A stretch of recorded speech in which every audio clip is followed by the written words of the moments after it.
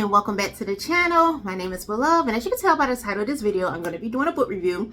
And yes, I had to switch over a little bit to get better lighting because a lot of times I record when the sun has gone down, so I had to shift my stuff over a little bit, y'all. So bear with me, all right? Anyways, we're going to be talking about the book that I told you all about last week, Real Not Perfect by Stephanie Coleman. I believe that's her name. Yes, that's her name. And I'm so excited because I actually finished it. Yes, on time. I'm really sticking to the schedule, y'all. With God's help, I'm really sticking to this. Anyways, I have a lot to say about this book. Let me tell y'all. So y'all just have to be patient with me because I do have a lot to say about this. So if I'm bouncing all over the place, y'all try to keep up, all right? So the book is narrated by Tessa, the main character here. And I have to say that, like I said in my what I'm reading video last week, that I really feel Tessa. Tessa is like a person that I can just see if I was back in that age, you know, because she turned 16 in this book. So yeah, she is. So let me correct that because I said last week that she was a freshman.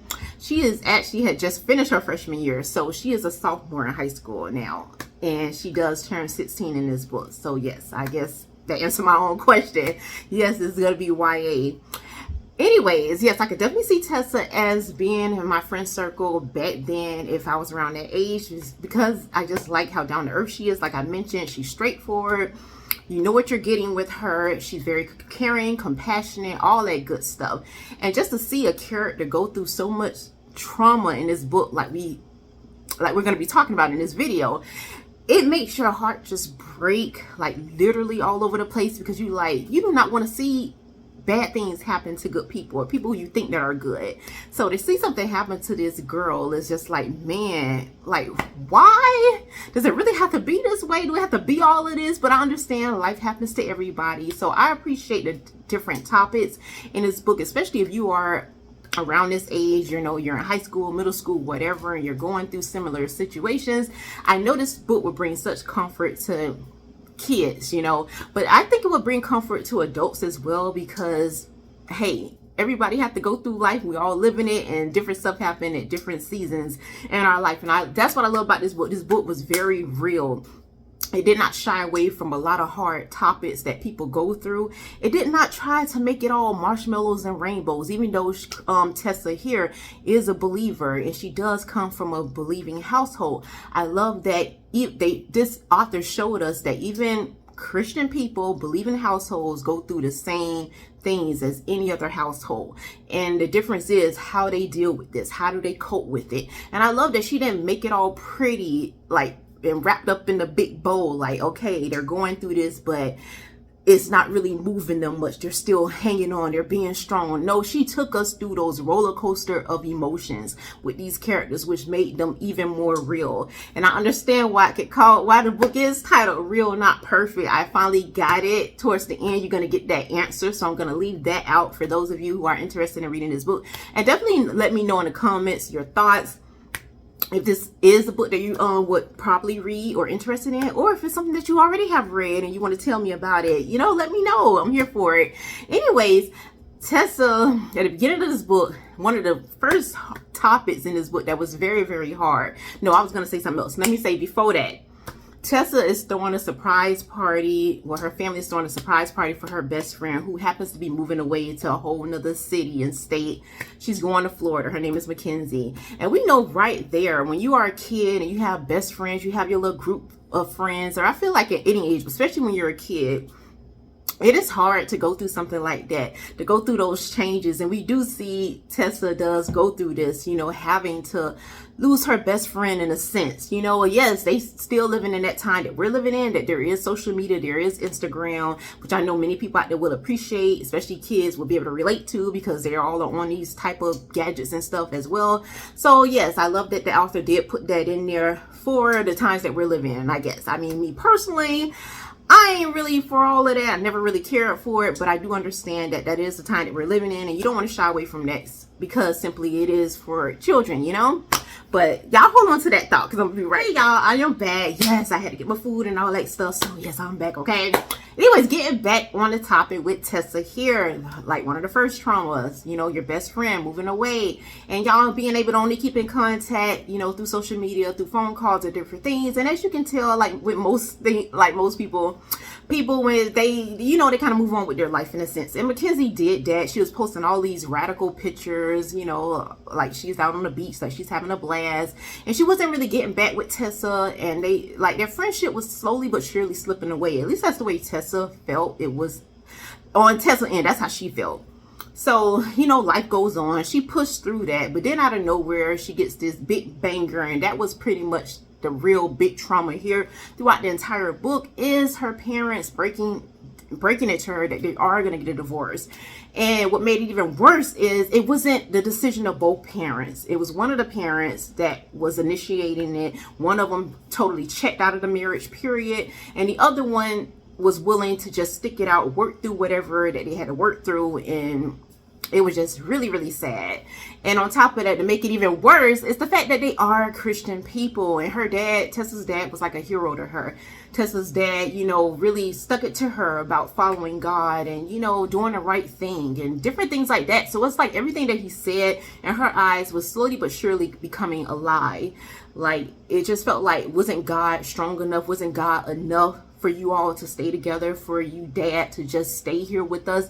It, to her, it was like, you're not only leaving mom, you're leaving me too. And in a sense, and you would think, because you know, in most, like you see on TV shows and different things like that, that they'll be like, parents will be like, that we still love you, this is not about you, this is about us, it doesn't make us love you any less, all that kind of stuff. But I have to say, just reading this book from Tessa's story here, that's what we're talking about, it really seemed like her dad was totally abandoning not only the mom here, but Tessa as well, because of the actions that he was continuing to do. It was like he was doing, it was like it was getting worse and worse as the book progressed.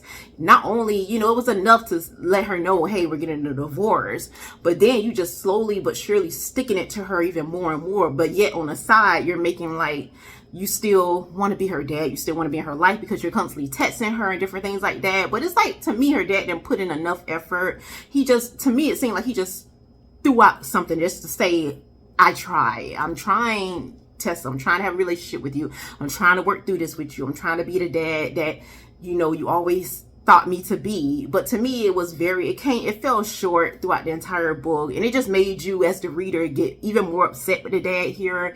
You felt more for the mom, and you felt more for the child, obviously Tessa. So to watch her go through that was horrible. And on top of her trying to navigate her sophomore year, everything is just slowly caving in and changing around her. Her mom was always like the soccer mom, bubbly, outgoing. She teaches art classes, so you can imagine how colorful she is. Her personality matches her colorful world. And to see Tessa mom for a good bit of the book kind of curl up like in this depressive mode, like one that became almost like a couch potato, not really doing anything and stuff. Like, it was just heartbreaking to watch. But we know, as people and living in the world we're living in, it was realistic, because we can understand why this would happen to someone like her, especially having that on there, that whole Christian, being under that Christian umbrella. It was very heartbreaking to watch, and to see this child, see it through her eyes, what was happening around her.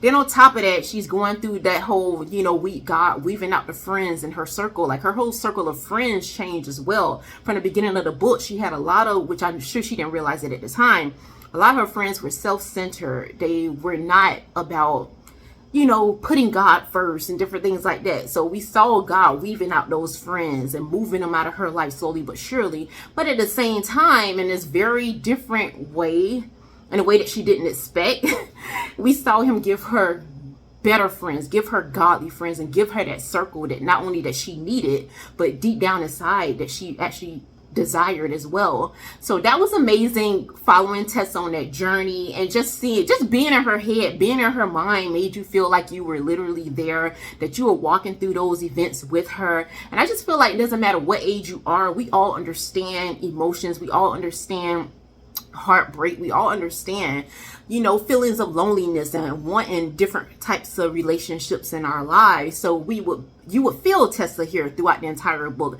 Like I said, I felt like I was in Riverbend with her, and when that book ended, it literally felt like what I'm gonna do now. You know, I really felt like I was really there with her. Like, this was my friend. Like, I was in that circle. It wasn't just Shay, Izzy, Amelia, and Tessa. It was Shay, Izzy, Amelia, Tessa, and Beloved. Okay, that's how it literally felt. And so I just felt so comforted reading this book, because I felt like it was so many different life lessons. The author was not shoving a particular message in our faces like that in a way that it would almost turn the reader off. It was like little by little, in those subtle ways, she was sprinkling that Jesusness all through it, and I really appreciate that. I just loved it. It just reminded me how wonderful YA books are. Well, Christian YA books are, and it almost took you back to that time when you were like a teenager. Even though my story is nowhere near like Tessa's story, but in those similar ways of feeling those different emotions that a young girl that age would feel. So it just really brought back different memories, as well as made me feel like, oh, I'm right there. Like, I actually have a group of friends here, a group of cool friends here, you know, for the duration of this book. So I was so excited about that. Yeah. And I know I said a lot, y'all, but I really did have a lot to say about it. It was, it's certain different things I'm trying to stay away from because I don't want to spoil it for you. But like I said, the dad, I felt like he was slowly sticking it to this family. Not that he was doing it on purpose, but to me, the bottom line with him, I just felt like he was just selfish. Like, he wanted to live his life. And even Tessa even put in there, like, she felt like he was getting his happily ever after, but at the expense of who and what. You know what I'm saying? And I feel like a lot of grown people are making those kind of choices, grown believing people, because we know the world gonna do what the world is gonna do.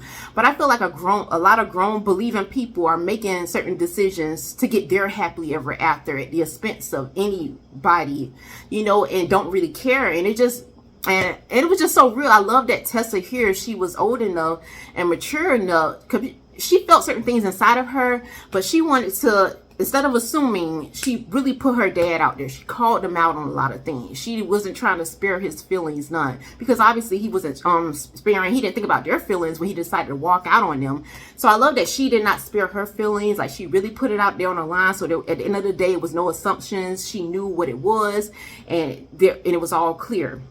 And she even said, basically, she gave him that choice, that option. Are you going to choose your new girlfriend over me, your daughter? You already chose her over mom, but are you going to choose her over me as well? And she put it out there. And at the end of the day, her dad chose the new girlfriend.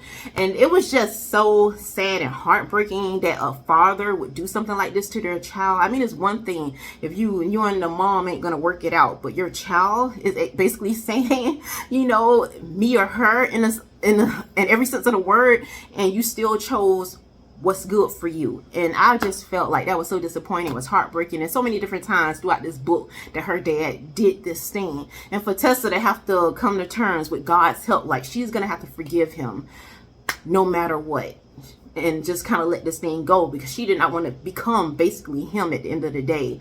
And so I just loved it that this book had so many life lessons. It just dipped and dabbled in so many different things, real things that people go through. And at the end of the day, what's it gonna be? Is it gonna be real or not perfect? And that is the question that the author really had left with the readers here. You're going to know Tessa's choice by the end of this book, and what real not perfect actually mean. But yes, that is really all I have for you for this video. I know I said a lot, but yeah, this was a good read for me, y'all. Y'all got to check this out. So until next time, may the Lord bless and keep you both now and forevermore.